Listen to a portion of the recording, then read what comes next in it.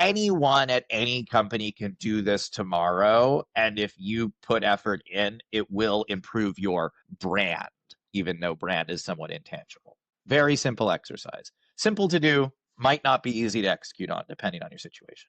Literally, take a piece of paper, take a Word doc, take a Google spreadsheet, wherever you can jot stuff down, and write down the top 5, 10, 15 ways that your prospects and customers interact with your brand. And that might be different for different companies, but that's visiting your website, that's interacting with you on social, that's talking to your sales team, that's the process of booking a demo or scheduling time to talk with your sales team, that's when someone calls in to your support. Maybe you're a big physical trade show company, that's how they interact with you at your trade show booth.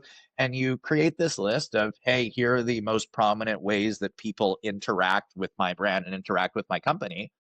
And then go through the, brutally and sometimes painfully intellectual honest exercise to say, hey, if I were to compare that interaction these people are having with my company to the best I've ever seen or the best version of that I can think of, where do we sit on that spectrum?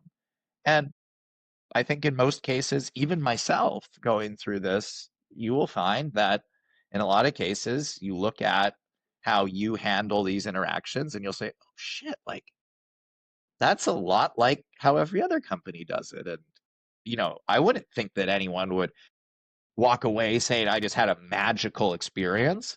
And if you, again, you can't do it all overnight, but if you focus on chipping away of adding that little extra flair so that for each of those experiences, you can sleep, comfortably at night, believing and knowing that when a customer or when a prospect has that interaction, they're going to walk away saying like, holy crap, that was a magical experience. That people are going to think of you as having a really strong brand.